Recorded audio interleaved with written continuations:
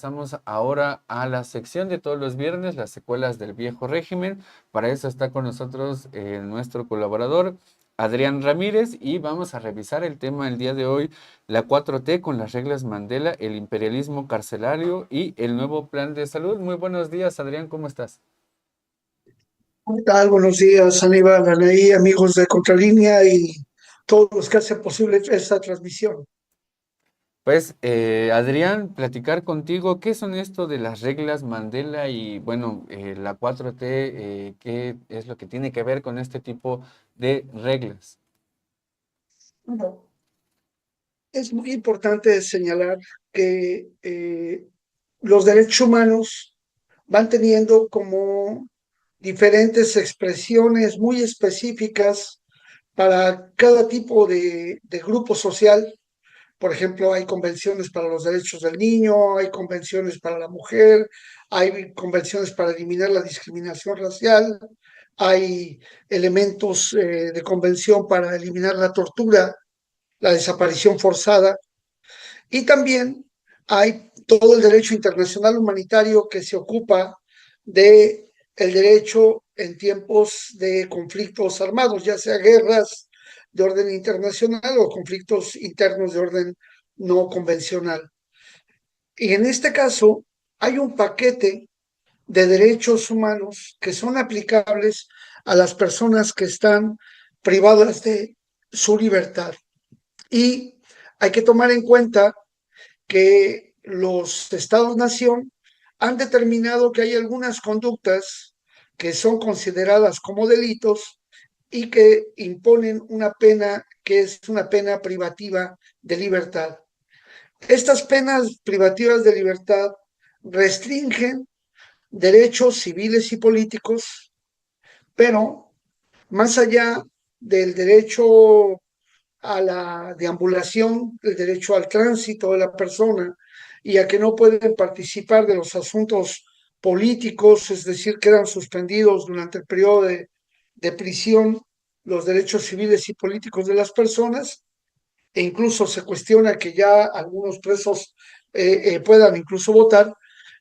tienen solo eso como pena privativa de libertad. Entonces, tenemos que entender que hay una población alrededor de 300.000 personas en nuestro país que se encuentran privadas de su libertad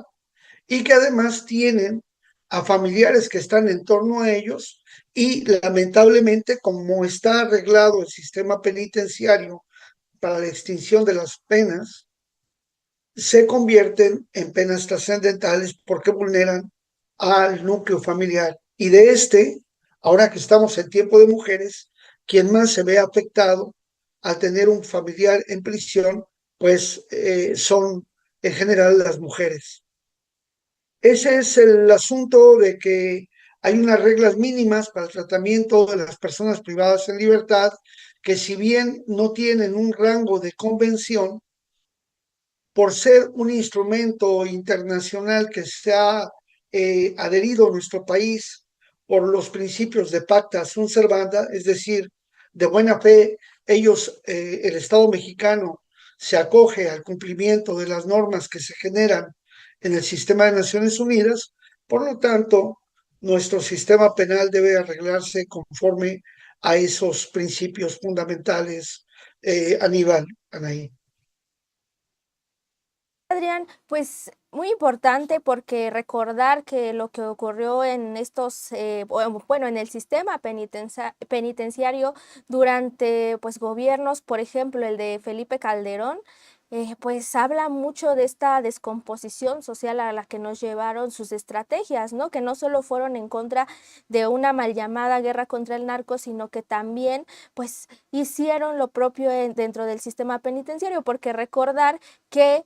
Genaro Luna construyó, el exsecretario de Seguridad, hoy sentenciado a más de 38 años de cárcel en Estados Unidos, pues él creó una red de lavado de dinero en torno a los centros penitenciarios, donde desvió millones que eran pues precisamente recurso que iba a ser destinado pues a estos centros penitenciarios, y que pues eso habla de lo que ocurrió en estos sexenios, ¿no? Recordar, por ejemplo, me viene a la mente lo que ocurrió en el penal de Topo Chico, ¿no? Que creo que es un claro ejemplo de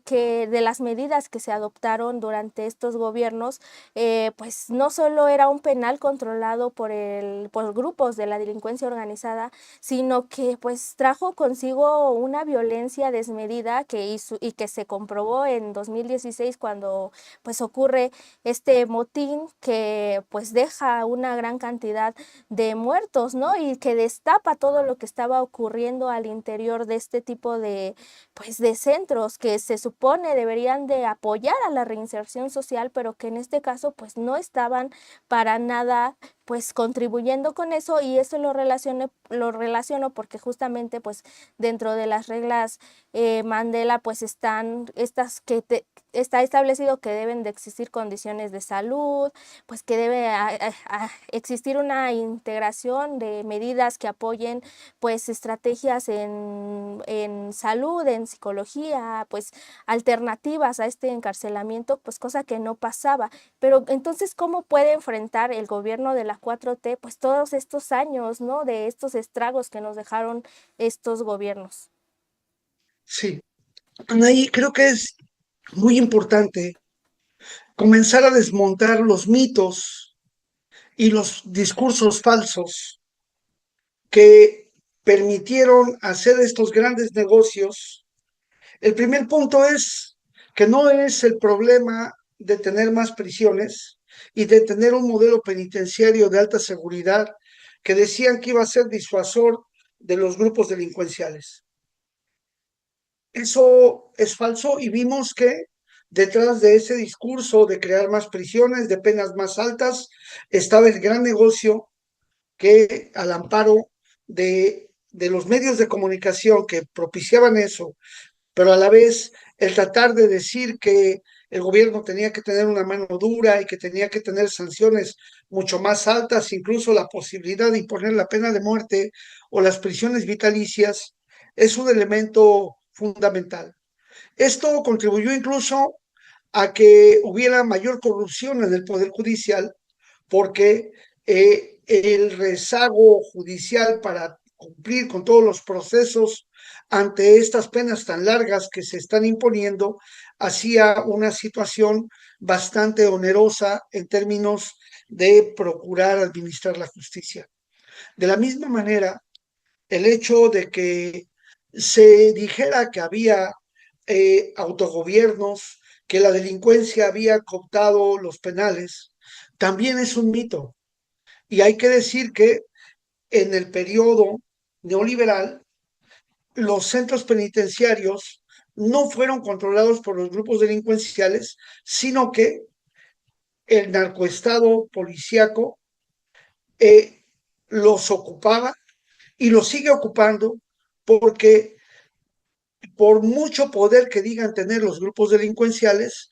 las drogas, las sustancias ilícitas, las cosas van a ingresar por las aduanas, y los presos en general no salen ellos a ir a comprar, a ir a traer, sino que hay membranas permeables en las aduanas que permiten este tipo de tráficos, e incluso en los centros federales hoy se permite que haya modelos de extorsión en los que a los familiares los obligan a hacer depósitos a cuentas fuera del penal, en las que no se maneja dinero al interior. Sin embargo, son medidas eficaces que generan y mantienen niveles de privilegio.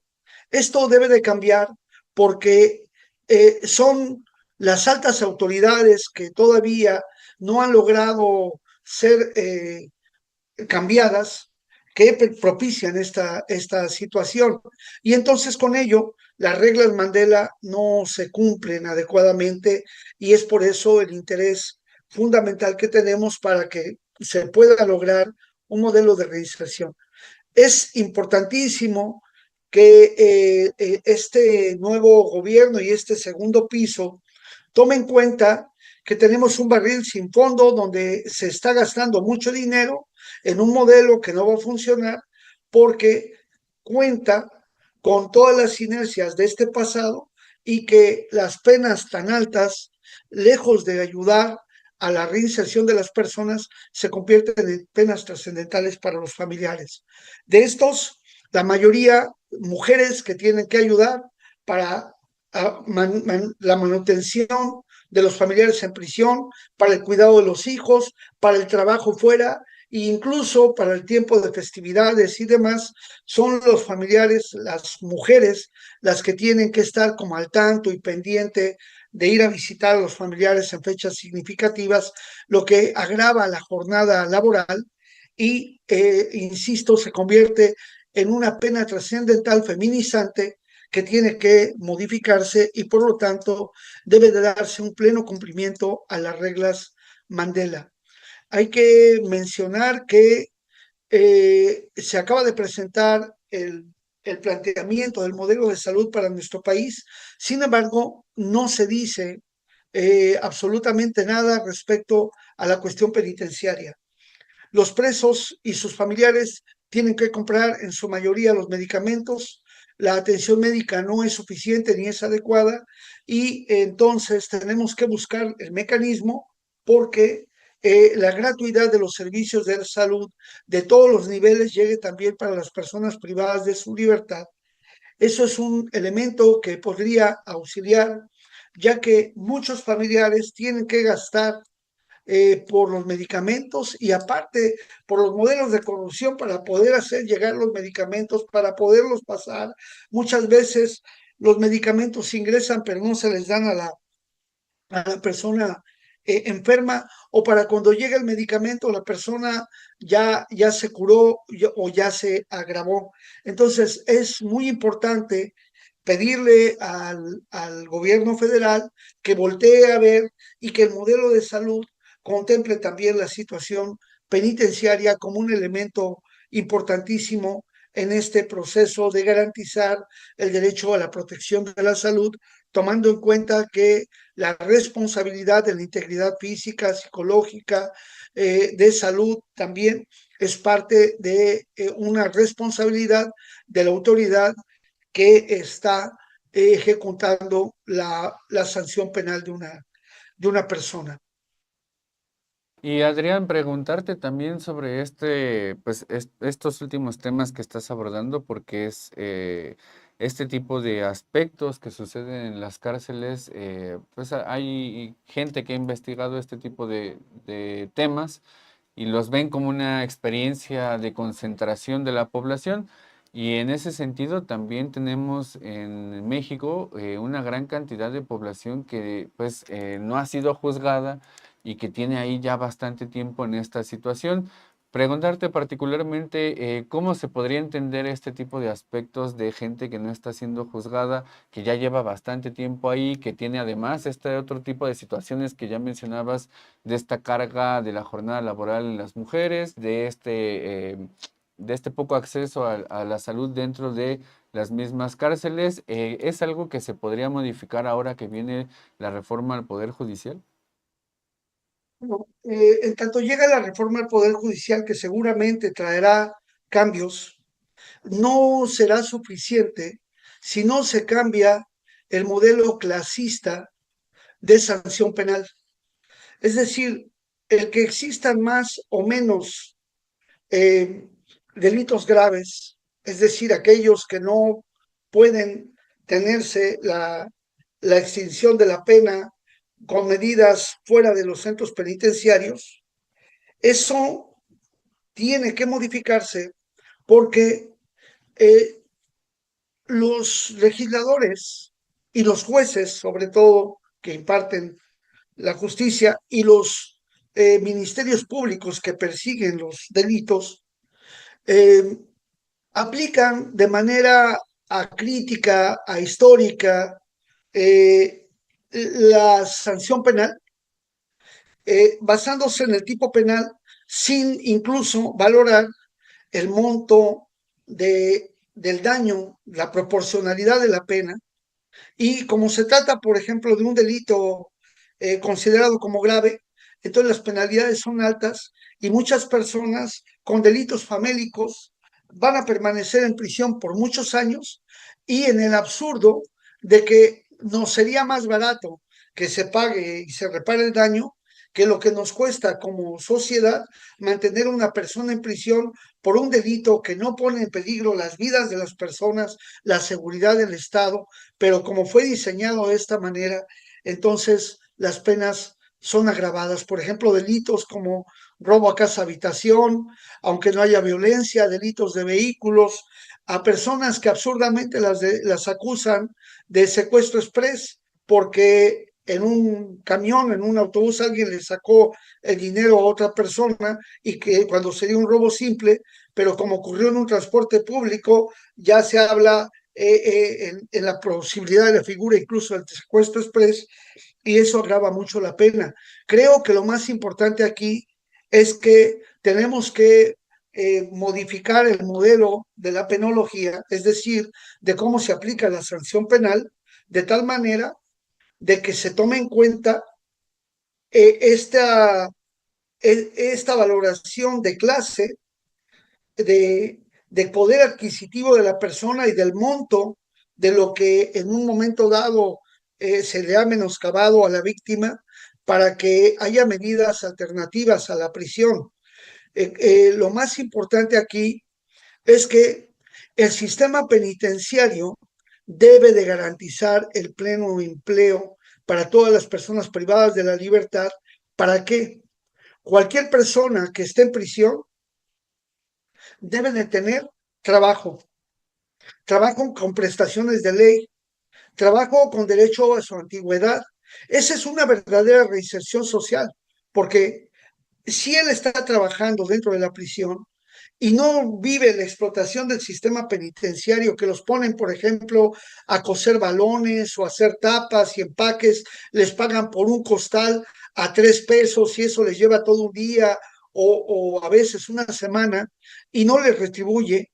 o el trabajo que se da mediante manualidades que les permiten el paso de materiales para que los familiares hagan sus artesanías y luego tratar de comercializarlas fuera, es un modelo caduco que genera, insisto, penas agravadas porque primero los materiales son más caros, el producto es más caro y la comercialización es muy difícil para las personas. Entonces, la industria penitenciaria debe estar orientada al desarrollo del país y sobre todo, esto debe de garantizar que con el pleno empleo, primero la persona repara el daño, segundo, se garantiza un, un sueldo para sí que le permite tener ese, ese recurso para su reintegración y segundo y tercero, permite mantener a su familia y entonces ya no hay una pena trascendental. De la misma manera, la proporción de la alimentación adecuada y de que el sistema de las tiendas que hay dentro de las prisiones tenga los mismos precios que afuera de la prisión. Y ahí Profeco tiene que intervenir porque en los lugares donde todavía hay tienditas, los productos que les venden a los internos son mucho más caros del precio que se paga afuera. Y eso, insisto, agrava la pena. ¿Qué es lo que necesitamos nosotros entender? No es de que a los presos se les dé caviar, se les tenga con instalaciones de lujo, jacuzzi y todo, no, sino que tengan un trabajo digno, que tengan un empleo, que no haya ocio y que no se permita que esas personas que les llaman erizos, es decir, todos los que no tienen recursos y entonces tienen que estar haciendo trabajos para los otros presos, se conviertan en carne de presidio o en vínculo a la delincuencia para ellos o para sus familiares y sobre todo sus familiares mujeres que incluso son inducidas a la prostitución o a engancharse a grupos delincuenciales para intentar con eso pagar abogados, pagar el ingreso para pagar las visitas a los centros penitenciarios. Eso debe de modificarse y por lo tanto, si logramos cambiar el modelo de penalidad para que la pena máxima sea de 20 años y haya una conmutación de la pena a 10 y que todos aquellos que han defraudado grandes cantidades devuelvan lo robado y se conozca todas las redes que llevaron a delinquir. Es decir, con esto hay una colaboración eficaz y se evita la disociación entre el interés supuesto de perseguir los delitos y un sistema de modelo corrupto, que es el modelo que Estados Unidos nos pretende vender, de negociaciones en las que se les da impunidad